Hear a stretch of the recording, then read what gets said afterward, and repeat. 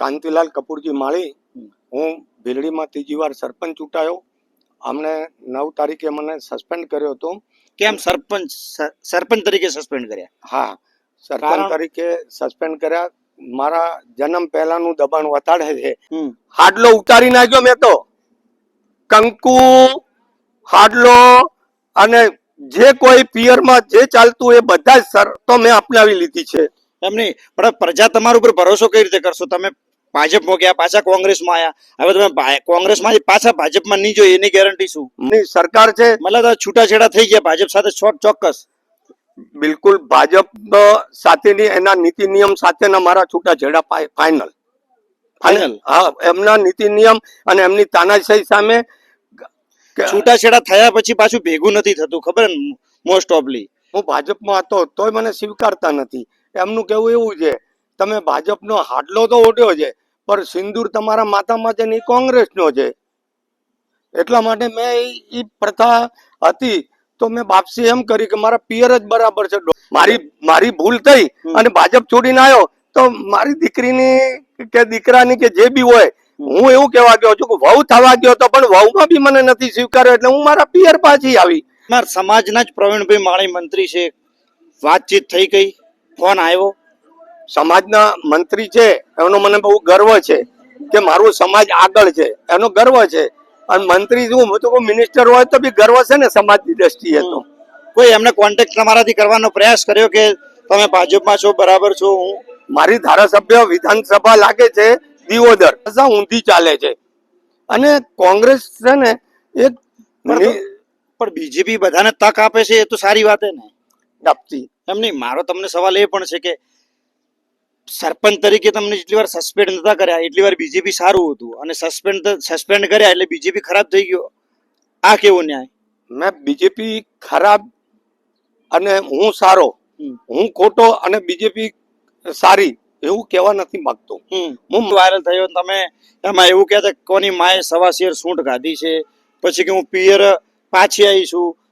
મારો વિડીયો એ શું કહેવા માંગે? મારો જી નમસ્તે. સ્થાનિક સ્વરાજની ચૂંટણીઓનો આગાજ થઈ ચૂક્યો છે અને રાજકીય પક્ષોએ પોતાની તાકાત જોખી દીધી છે ચૂંટણી જીતવા માટે. મતદારોનો મૂડ કેવો છે આપણે ગ્રાઉન્ડ લેવલ રિપોર્ટ કરતા કરતા આપણે અહીંયા અત્યારે આજે ભીલડી મુકામે આવ્યા છીએ. ભીલડીમાં ચાલુ સરપંચ જે કાંતિલાલ માળી છે, એમણે કેસરિયાનો સાથ છોડીને પંજો ધારણ કર્યો છે. આપણે એમના દ્વારાથી વિસ્તારથી જાણવાનો પ્રયાસ કરીશું કે શું કારણો રહ્યા, ચૂંટણી કઈ દિશામાં જાય છે. જે કાંતિલાલ, નાગરિકે સરપંચ ચૂંટ્યો, મને નરેન્દ્ર મોદી સાહેબે 20 લાખનું બનાસકાંઠાની અંદર ફર્સ્ટ સરપંચનો એવોર્ડ આપેલો છે અને એના પછી મને CR પાટીલે મને પક્ષમાં જોડાવા માટે ખેસ ધારણ કરાયું. કાંતિલાલ કપૂરજી માળી, હું ભીલડીમાં ત્રીજી વાર સરપંચ ચૂંટાયો. અમને 9 તારીખે મને સસ્પેન્ડ કર્યો હતો. કેમ સરપંચ તરીકે સસ્પેન્ડ કર્યા? હા, સરપંચ તરીકે સસ્પેન્ડ કર્યા.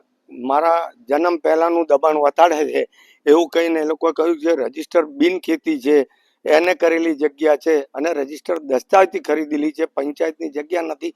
તો રાજકીય દબાણથી આ મને સસ્પેન્ડ કરવામાં આવ્યા, અત્તરના કાગળો લઈને.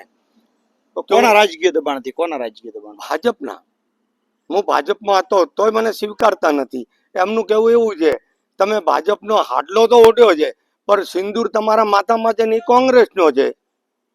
એટલા માટે મેં એ પ્રથા હતી તો મેં વાપસી એમ કરી કે મારા પિયર જ બરાબર છે. 150 વર્ષની જે પાર્ટી હતી ને એ પાર્ટીમાં જ હું ગયો એટલે મને સંતોષ ત્યાંથી થયો કે આ પાર્ટીના જે નીતિ નિયમો છે અને એમનું જે વર્ક છે એમને બધાને સાંભળવાની તક છે, એ સાંભળે છે. ભાજપ એક જ કામ કરે છે કે નાના યુવા છોકરોની અંદર એ પદ્ધતિથી બેહાડી દે છે.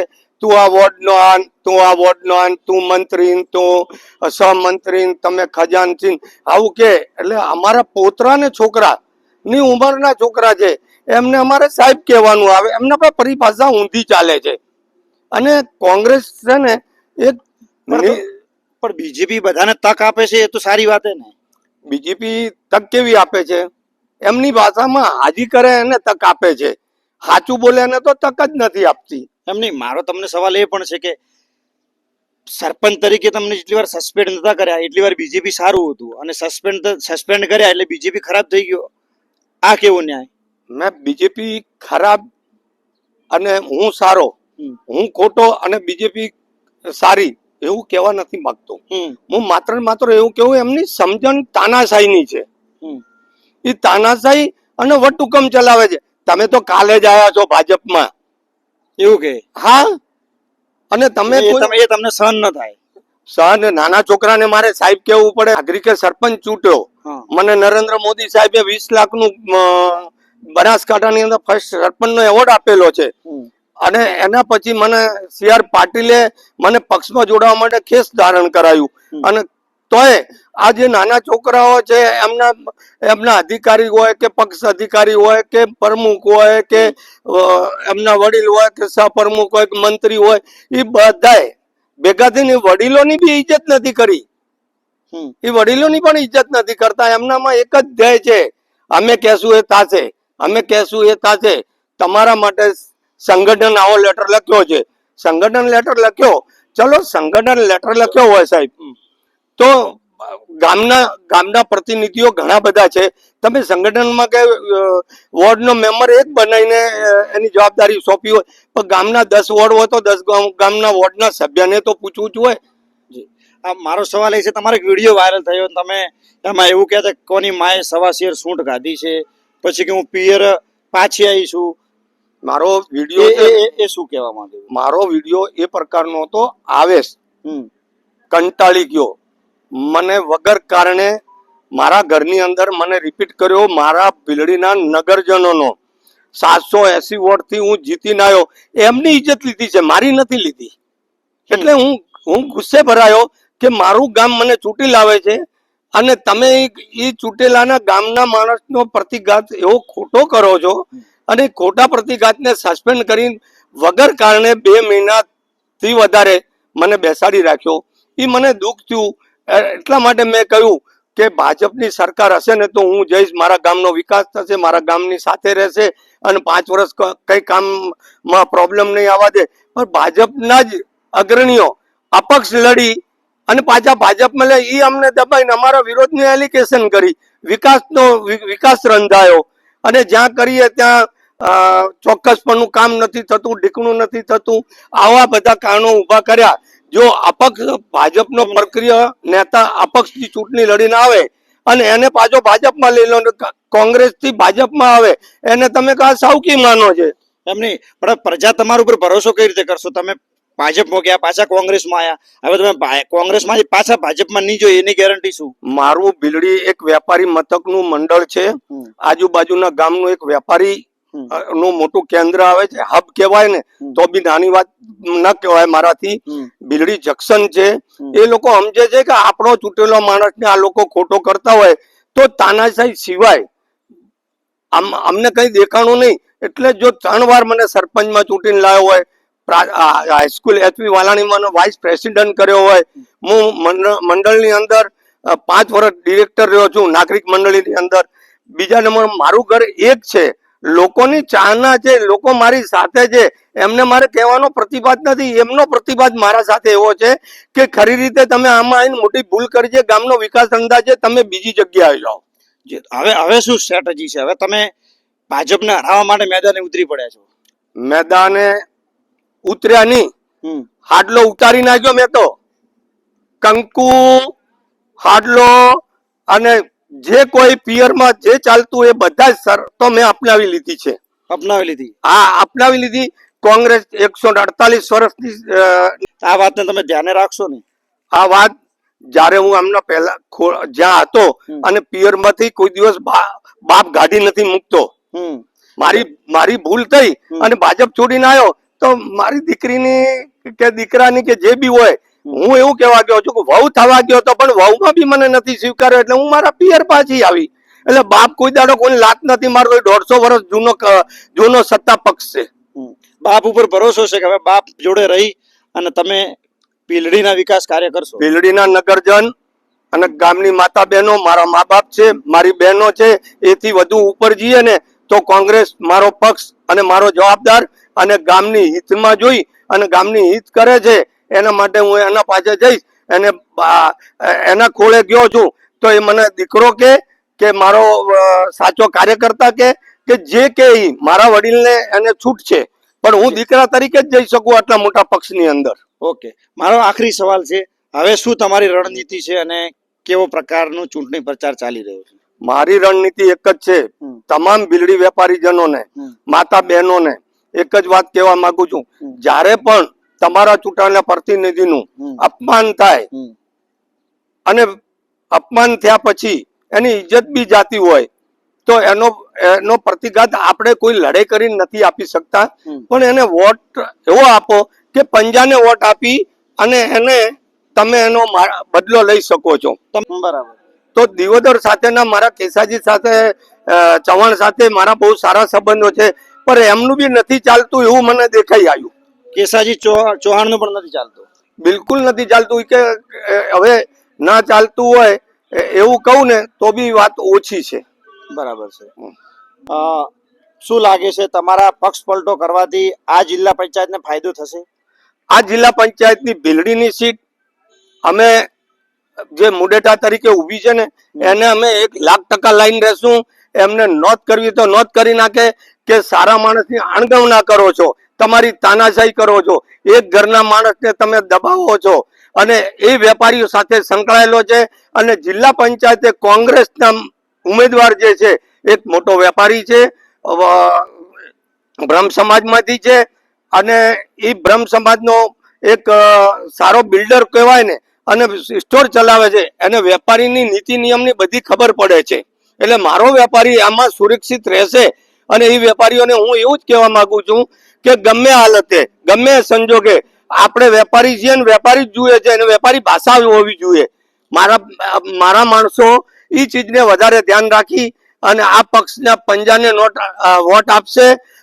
અને બીજી વાત આપને કહું સાહેબ, આપના માધ્યમથી, આપના ઇન્ટરવ્યુથી, કે જે તમે પક્ષ તરીકે કે ચાલુ પક્ષને તમે છુપાવો છો અને નીચેના પક્ષને તમે નથી કરતા, હું તમને ધન્યવાદ આપું છું કે તમે આટલો ઇન્ટરવ્યુ લો. અને મારી નમ્ર વિનંતી છે, આ ઇન્ટરવ્યુ એવો ફોલોઅપ કરો કે માણસને, મને નહીં, આખા ઠેસ લાગે અને ભાજપના કાર્યકર્તાને અને ભાજપના માણસોને ઠેસ લાગવી જોઈએ. બીજી વાત કહું કે તમે જે આજે ઇન્ટરવ્યુ લેવો છો મારો, એ ઇન્ટરવ્યુ મારા એક માટે નહીં, ગરીબ પ્રજા માટે, છેટના છેવાડાના માણસ સુધી આ લાભ થશે. ઘરના ગામના અમારી મીડિયા તરીકેની ફરજ છે કે કોઈ પક્ષ પલટો કરે છે, પહેલા પક્ષ જ્યારે સારું લાગતું હોય છે પછી પક્ષ એને ખરાબ લાગવા મળે છે અને ચૂંટણીનો માહોલ છે એટલે અમે ગ્રાઉન્ડ લેવલ ઉપર ઉતર્યા છીએ. એટલે તમારું પણ ઇન્ટરવ્યુ લીધું. અમારું ઇન્ટેન્શન એ છે કે લોકો સુધી સાચી વાત પહોંચે. અને મારો છેલ્લો તમને આખરી સવાલ છે, તમારી બધી વાતો મેં જાણી, ભરોસો કેટલો છે જીતનો? જીતનો કોઈ 101% કહેતો તો બહુ ઓછું માનું છું. બસ 101% કહેતો તો બહુ ઓછું માનું છું. તમે કેટલા ટકા કહો? હું તો એવું કહું છું કે જે મેં પહેલા ભાષણમાં કહ્યું છે અને અત્યારે કહું છું, હું લીડ લઈને રહીશ. ફાઇનલ. હું આ કઈ 1,00,000-2 લાખની લીડ વાળી વાત નથી આવતી. આ નાની લીડ હોય છે ને એની ચૂંટણી છે. તાલુકાની, જિલ્લાની બહુ સારી ચૂંટણી કહેવાય. અને એ ચૂંટણીની અંદર આજે ભાજપ વાળે ડીસાની અંદર ચૂંટણીનો માહોલ બંધ કરી નાખ્યો છે. ચૂંટણીનો માહોલ જ નથી. કેમ? મુખ્યમંત્રી આવીને ગયા કાલે? મુખ્યમંત્રી સાહેબ આવે કે સીએમ સાહેબ આવે, પણ પતન કર્યું છે જીવતા ઉમેદવારોનું. જીવતો ઉમેદવાર મર્ડર થઈ જાય એવું લોકશાહીનું મર્ડર કરવામાં આવ્યું છે. અને ચૂંટણી અમારે જોવા જવું પડતું ડીસા, એની જગ્યાએ અમે ઘરે પડ્યા રહો કે ડીસા જો હરખું થઈ ગયું છે. ચૂંટણીનો માહોલ જ નથી. તમે ચૂંટણીનો માહોલ નથી, નગરપાલિકાની ચૂંટણીનો માહોલ નથી. તમારા પત્રકારોના અને ન્યૂઝ મીડિયાથી અમે એવું જાણ્યું છે કે તમે જીતીને લઈ લો ને, એ બહુ સરળ ભાષા કહેવાય. ચૂંટણી એક લોકશાહી અને લોકોની માંગણી વાળું અને લોકશાહીનું નિયમ જ અને લોકશાહીનું કહેવાતું એક ચિત્ર એવું છે કે ચૂંટણી આમને સામને લડીને નિયમ કરવો જોઈએ. પણ તમે નગરપાલિકાની વાત કરી, એ તો કોંગ્રેસના વ્યક્તિ જ્યારે ફોર્મ પાછું ખેંચી નાખે, કોંગ્રેસ પક્ષ ઉપર ભરોસો નથી એટલે જે ટેકો આપી દેતા હોય છે ને, એ બાબતમાં તમારે શું કહેવું? મને મારા ઘર ઉપર વિશ્વાસ છે. મને મારા ઘર ઉપર એટલો વિશ્વાસ છે ને, મને ભાજપ મારા ઘરમાંથી નહીં કાઢી શકે. મારા ઉપર દબાણ કરે છે ને એ દબાણ નહીં થવા દઉં. અને થતા હોત તો અમે અહીંયા બિલ્ડીમાં જ ના રહેતા હોત. મારો જન્મ બિલ્ડીનો છે, રેલવે સ્ટેશન જંકશન બી છે. 60 થી 70 રોજની બસો આવે, જતા રહેશું એને નહીં કપે તો. પણ હિન્દુસ્તાન છોડીને નથી જવાનો. પાકિસ્તાન એની ઓકાત નથી મને મૂકી જાય. સમજ્યા? એ લોકો દબાય છે. કોંગ્રેસ નથી કરતા, ફાયરિંગ ભરાવે, ફાયરિંગ ખેંચાવી નાખે છે. અને હું તો કઈ ગભરાતો જ નથી. આ લોકશાહી છે અને પ્રતિનિધિ ચૂંટવાનો નિયમ મારા નાગરિકોનો છે, લોકોના નાગરિકોનો છે. અને એ લોકો નાગરિક ચૂંટે એ મારો ગામ ધણી અને એનો હું સેવક. એટલે જીત તમારી ફાઇનલ થાય છે એ નક્કી છે. સાહેબ હવે કેવી રીતે કેવું? 1,00,000% જીત છે. હવે ટકાવારી પૂછી કહ્યું 1,00,000% જીત છે. ફાઇનલ ફાઇનલ વેપારીનો દીકરો ઉભો છે, વેપારી મથકે ઉભો છે, અને સારા સજ્જન માણસ તતણવારનો અનુભવ વાળો ઉભો છે, ઉંમર લાયક ઉભો છે, જેને મર્યાદાનું નોલેજ નથી એ માણસને તમે ટિકિટ આપો છો કે કઈ બાપની ઉંમરનો છે કે નાના ભાઈની ઉંમરનો છે કે વડીલની ઉંમરનો, એમને કોઈ મર્યાદાનું ખ્યાલ નથી સાહેબ. ઓકે, તો આ હતા કાંતિભાઈ માળી કે જે કહી રહ્યા છે કે ભાજપ એ મારું સાસરું હતું, પણ સાસરું છોડી ને અત્યારે હું પિયર પક્ષમાં આવી છું. અને જ્યારે બાપ લાત નથી મારતો એટલે એમને સહન કરવાની ક્ષમતા એ કોંગ્રેસ પક્ષ જોડે છે. પરંતુ એ જીતનો દાવો કરે છે અને દરેક રાજકીય પક્ષના ઉમેદવારો જીતનો કાવા દાવા કરતા હોય છે, પરંતુ જીત કઈ દિશામાં જાય છે એ સાચી ખબર તો મતદારોના મૂડ ઉપર આધાર છે.